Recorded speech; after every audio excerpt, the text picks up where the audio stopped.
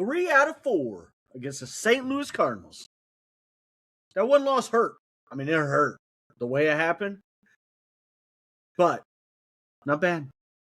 I'm David Butler, and this is Clark and Addison, Born Into the Ivy. Don't forget to like and subscribe, leave us a 5-star review, and or some comments along the way on YouTube and or any audio platform.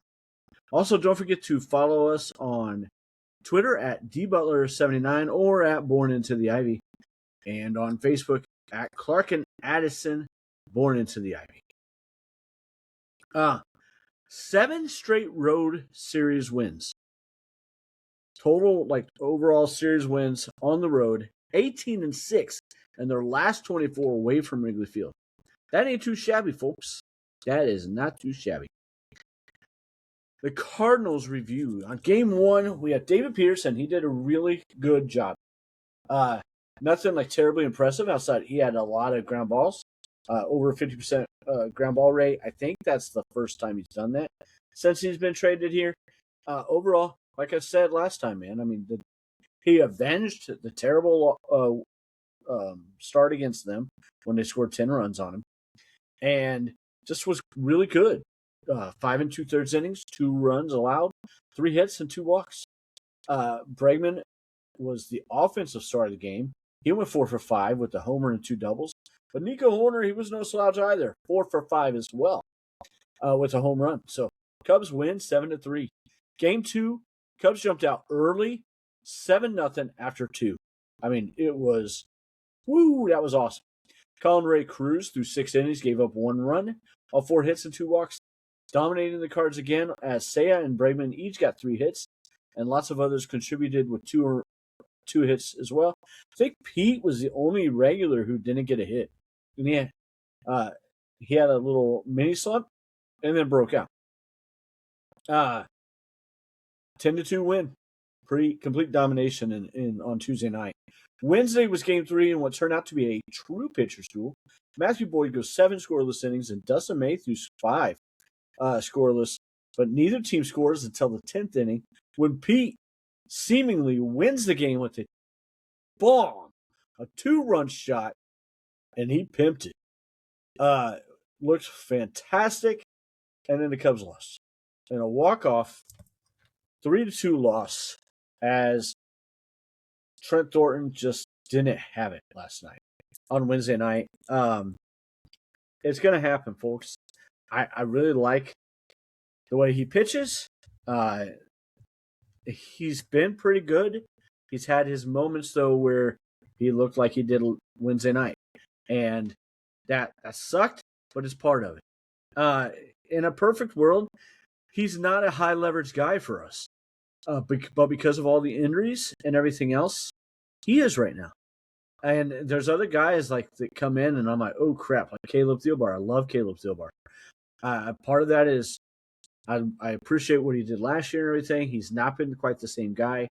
But I trust Trent Thornton in situations better, and things just happen sometimes, folks. Like I said, in a perfect world, he's not that high leverage guy. He's more of a 5th, 6th, at most 7th inning guy.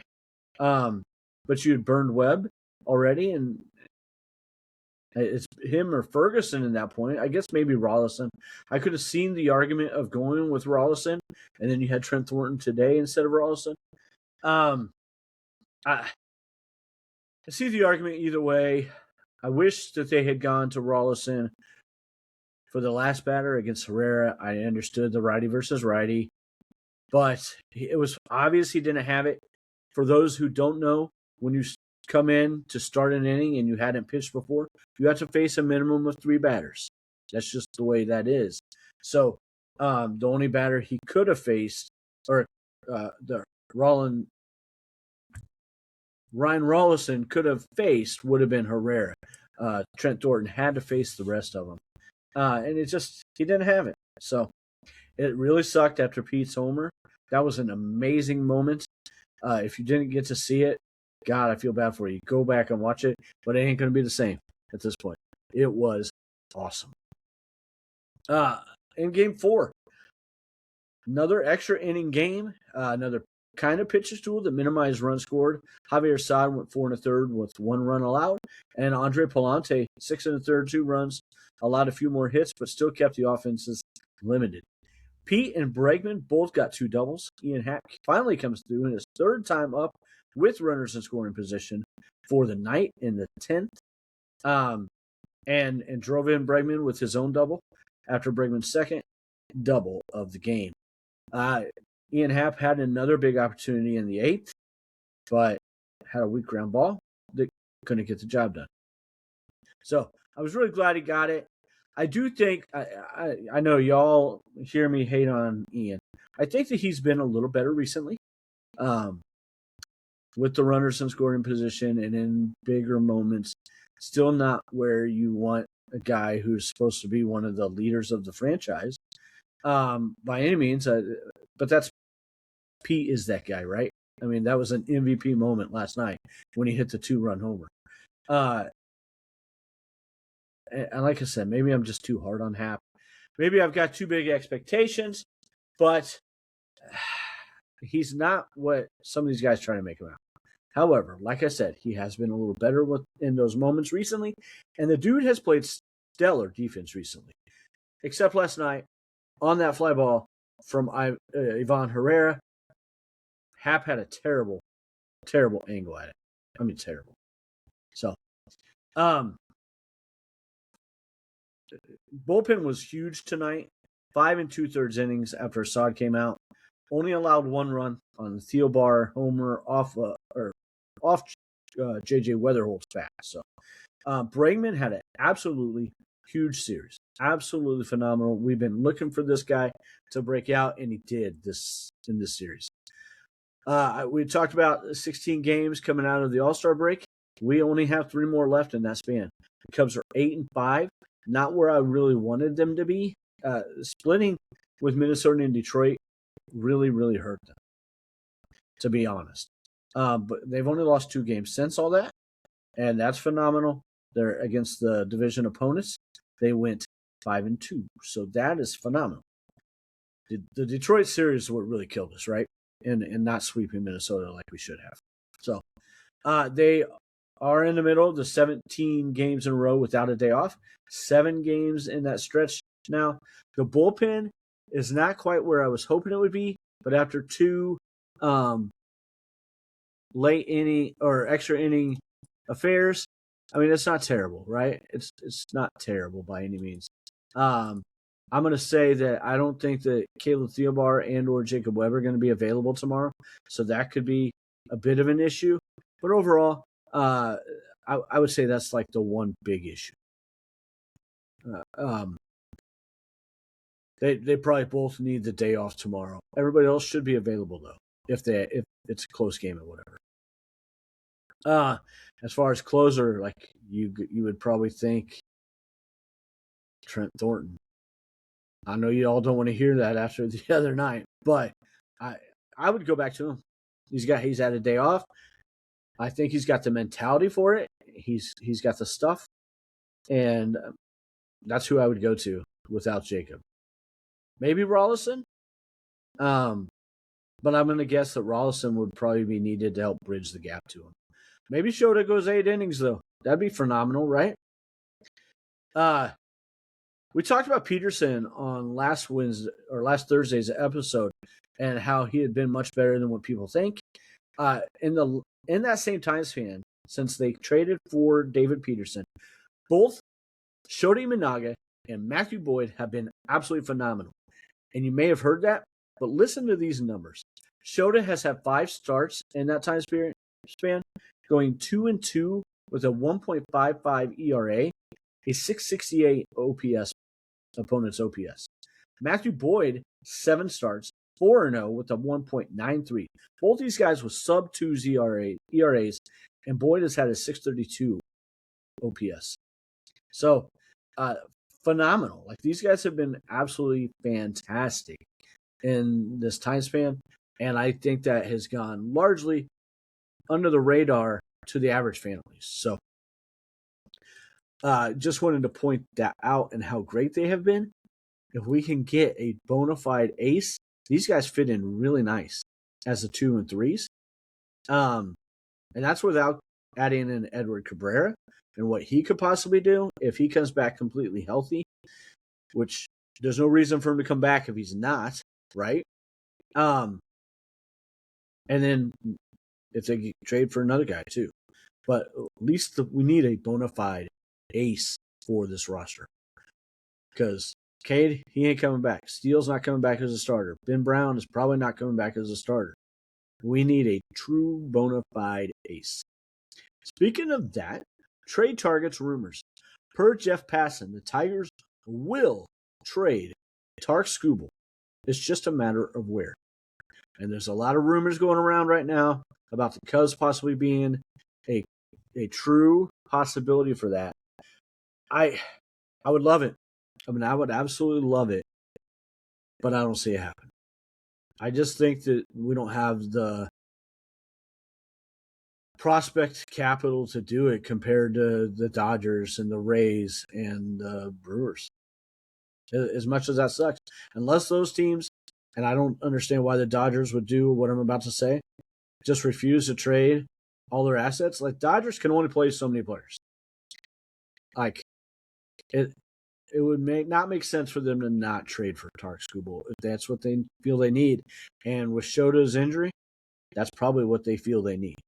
So, and that's just the way it is, folks.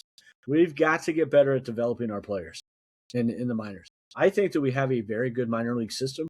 The problem is that not everybody else in Major League Baseball thinks that. And so they're only going to be touted so highly.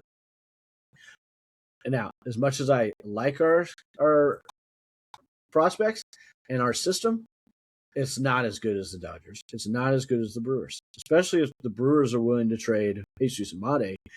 By the way, they should not. That would be crazy. Although I think, yes, they should on a personal level, but that would be crazy if they did that. I don't care who they're getting. Go, Cubs, go! So on that note, the Mets have had scouts watching the Cubs system quite heavily, especially at Double A, where Jefferson Rojas is and some other solid prospects, but not as highly ranked. Rojas is 1 and 2, mostly 2 now, with Josiah Hartshorn going above him in a lot of rankings. But the Mets and Angels, I think, are who the Cubs line up best with for starting pitching trades. I still really like the Clay Holmes and or Freddie Peralta possibility, and I really like Reed Detmers. I wouldn't be at all upset by Jose Soriano either. I don't think the Soriano is, or I don't think either of them is like a clear-cut ace over the other two, but I think that Freddie Peralta likely would be, as long as he can get it figured out. And I think the Cubs can get it figured out for him. I don't think he likes New York. He has a terrible defense, and even like that can just mess with players' ERA, and it can mess with their confidence in what they are able to pitch because they don't trust what's behind them. Freddie has never shown an ability to not pitch well until this year. And like if everything else was lined up the way it had been, I would say maybe that's more about Freddie. But I think this is more about the Mets in New York. I'm going down on a limb. And listen, if it doesn't work out, he's a free agent and you don't have to re-sign him, right? That's the beauty of that. Also, the bad part of that, because it's probably going to take a little more than what you're comfortable for a rental. But I think Freddie would be worth the gamble. Depending on how much. I mean, I'm not willing to give up Hartshorn. I'm not really willing to give up Kane Kepley for a rental like that of Freddie Peralta. And the way he's pitched, like the Mets have to understand that he hasn't pitched well. And so you're probably not going to get back what you really want to get back. But maybe you are from somebody else.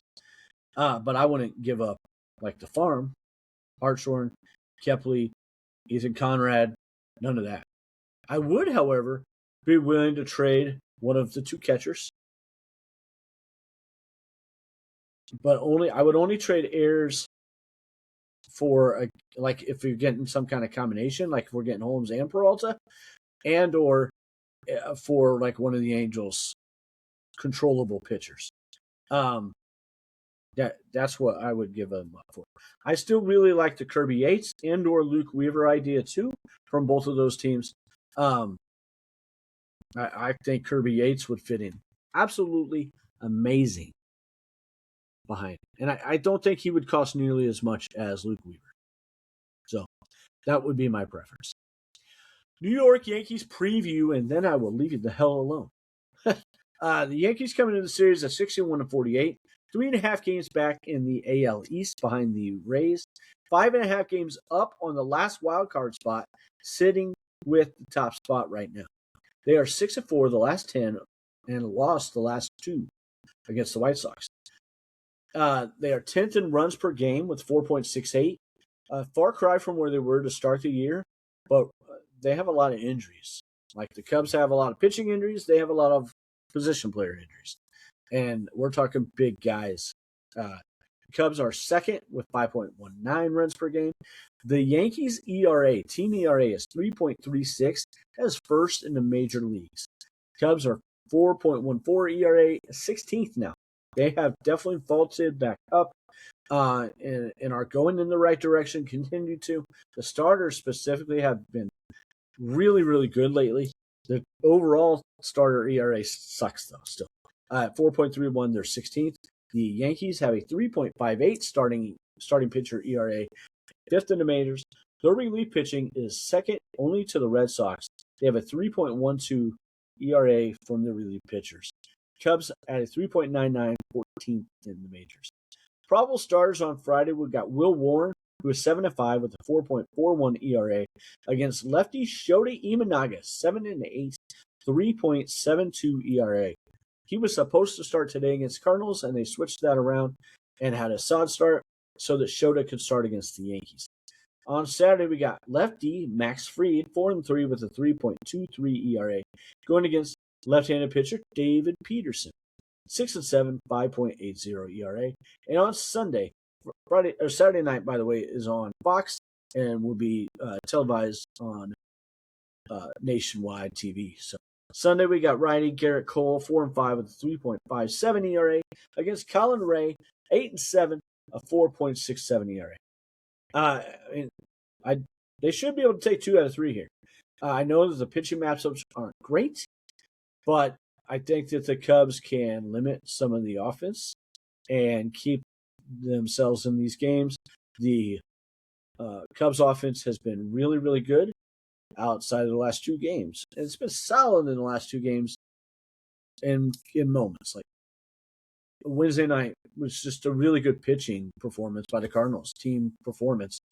Today, the Cubs should have done better, but they didn't do terrible, right? But they could have and should have done better, frankly. So hopefully we kind of get out of that funk. We got some really good pitchers. Good pitching can shut down some good offense. And it's going to go that way more than the other way. But we just got to score enough runs, right? Though I think that our starters are good starters. As long as Peterson keeps the ball on the ground, he's going to be fine. Colin Ray is my biggest worry of the 3. A lot of people are going to probably say Peterson. Colin Ray is my biggest worry of those 3 starters. Offensively, the Yankees are led by Ben Rice with a 935 OPS. He is a lefty. Paul Goldschmidt with a 793 OPS, and Jazz Chisholm with a 705 OPS. That's the 3rd best OPS of active players for the Yankees right now. Aaron Judge, Stanton, and Cody Bellinger are on the IL, so we are meeting these guys at the right time, and we don't have to face Cam Schlitter. I know that we got some really good starters going against us, but Cam Schlitter is their lights-out guy right now. Their bullpen is led by Fernando Cruz, who has a 2.58 ERA. Took the loss today against the White Sox. David Bednar, former closer from the Pirates, is now the Yankee closer with a 2.74 ERA. Southpaw Brent Hedrick with a 1.33 ERA, and Angelica Chavilli, righty, with a 0.66 ERA in 12 games. Thank you very much for watching and or listening to Clark and Addison Boring Tag. Don't forget to like and subscribe. Leave us a 5-star review on YouTube and or any audio platform, and leave us a comment or two along the way. Go, Cubs, go! Also, don't forget to follow us on Twitter at dbutler79 or at Born Into the Ivy, and on Facebook at Clark and Addison, Born Into the Ivy. Thank you very much, everybody.